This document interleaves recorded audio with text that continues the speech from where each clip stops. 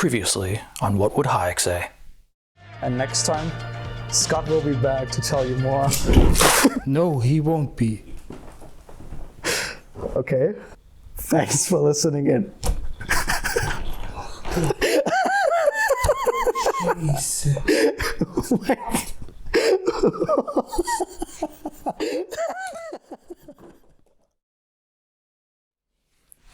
I could find out where you live in a minute if I wanted to. It's not because I'm a skilled hacker. In fact, I am not. It's because you make that information readily available. Didn't you know that? So, what would Hayek say? I'm Martin Gundinger with the Austrian Economic Center and Hayek Institute in Vienna, Austria, and the reason I'm sitting here with a scarf and sunglasses is that this week we are going to take a look at what Hayek has to say about privacy.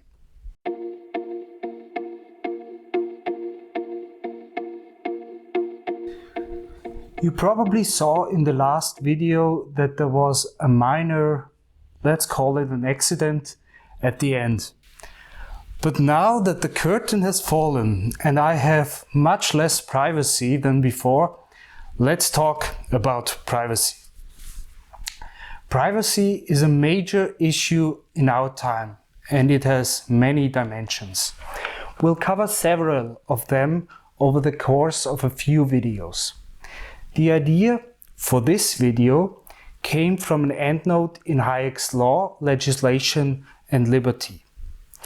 I would like to read it to you because I think what Hayek was worried about back in the 1960s and 1970s is a far greater danger today.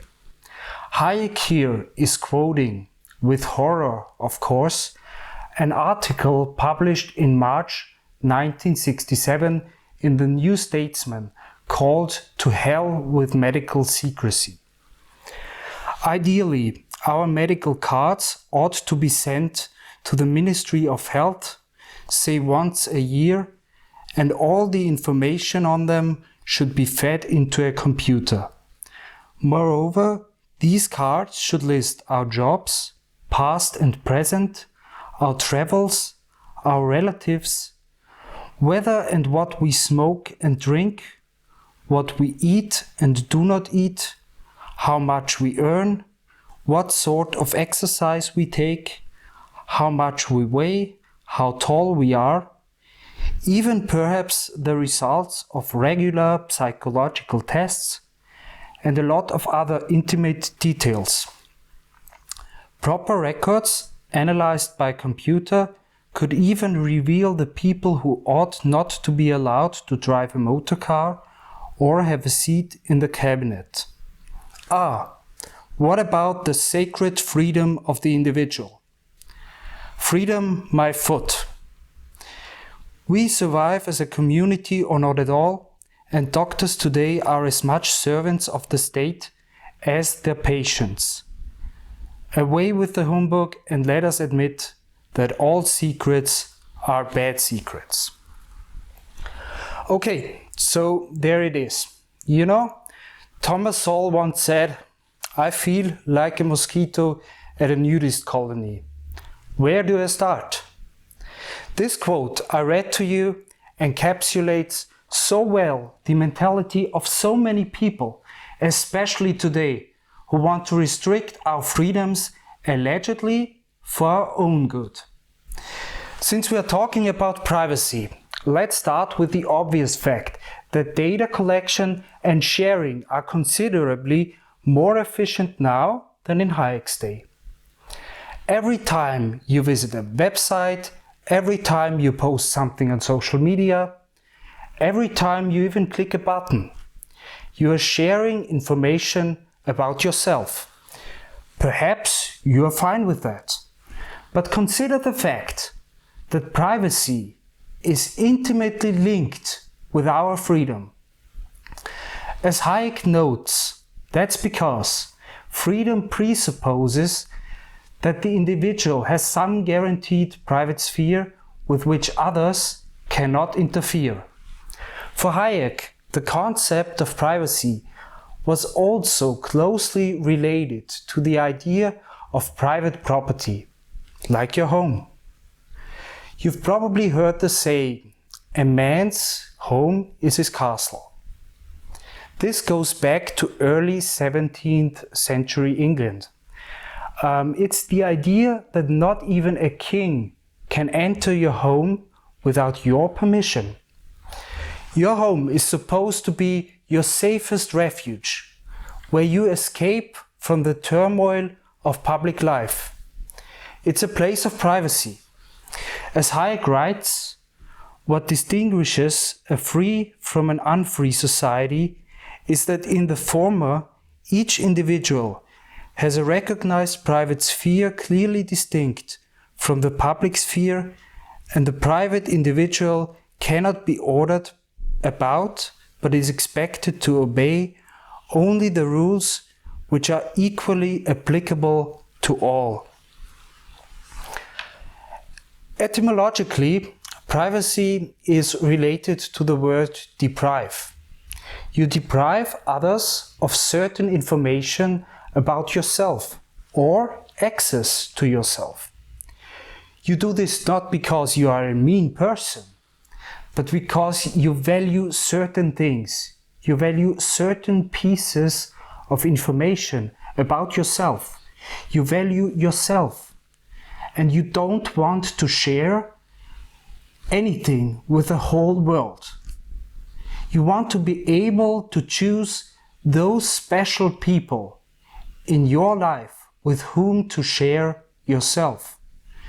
Privacy here is closely connected to your identity and your sense of self-worth. But privacy is connected to freedom in other ways as well. One of the many reasons Hayek prized freedom so much is because it permits different ways of thinking, new ideas and innovations. This allows us to progress as a civilization. Privacy is crucial here. Without privacy, without the guarantee that we can remain anonymous should we so wish, we would be afraid to think and say many things. Now you might be thinking, that's not so bad, since some people should be ashamed to think or say the things they do. But what happens when the majority of people start to oppose your own views and shame you? Not only is privacy necessary to allow different and potentially even radical ideas to flourish, but it also protects minorities. So when we go back to the aforementioned quote, we find it's quite uncompromising when it comes to the information this anti-privacy author wants to be shared with the state. He wants complete transparency of all information. Height, weight, diet, our relations, our travels, and a lot of other intimate details, as he says. Nothing about you should be private because everything about you could potentially be useful. All of these data would then be fed into a computer that could determine whether you should be allowed to drive or even hold public office. Let me ignore the highly undemocratic and inegalitarian consequences of this. Instead, I'll just ask, on what basis would this computer make such decisions? The computer would have to do so according to an algorithm that defines certain values as superior to others. There is hardly anything impersonal about this because these values would have to be determined by humans. For example, the people setting the values might determine that it's safer for only people of sound body and mind to drive a car or sit in government. It could determine that you are ineligible if you are a smoker, or if you consume alcohol, or if you eat junk food, or even if you eat meat, or if you read literature that contains bad ideas. Of course, our anti-privacy author's proposal is all in the interest of a goal he deems moral, ostensibly the good society. This is why his tone is so exasperated when it comes to individual freedom and privacy. For those who think they have figured out exactly what our society needs in order to progress and be more just, calls for freedom and privacy must sound like the last refuge of a scoundrel. He makes it sound like freedom and privacy are impeding progress. Let me repeat the end of the quote. He says, "What about the sacred freedom of the individual? Freedom, my foot. We survive as a community or not at all, and doctors today are as much servants of the state as their patients. Away with the humbug, and let us admit that all secrets are bad secrets." It is very revealing. He is able to disregard freedom because, for him, individuals have no existence outside of the group. He uses the word community, but in fact, he means the state, since he goes on to say that doctors and patients are servants of the state. The implication here must also be that doctor-patient confidentiality is unimportant. But a community and the state are not the same things, just as society and the state are not the same things. A community is a group of people held together by bonds of affection or tradition, often within a particular geographic place. But bonds of affection cannot be forced. They must develop naturally. A society is impersonal. It refers to the system of social interactions, and it needn't be geographically circumscribed. The state is the entity that has a monopoly over legitimate use of violence and thereby compels or restricts certain actions of its population. So when our anti-privacy author says that we survive as a community or not at all, what he really means is that we must subordinate ourselves to the orders of the state or we will not survive. And because he holds that view, he confuses two other concepts that should be distinguished: privacy and secrecy. But in a free society, these are not the same.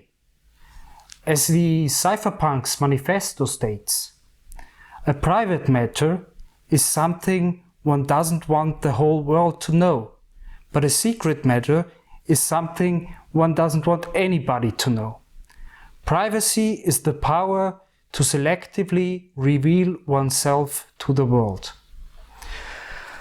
I think we can even expand on this and say that privacy makes you feel free and secure, whereas secrecy does the opposite. Secrecy makes you feel like you can't share certain parts of yourself for fear of consequences.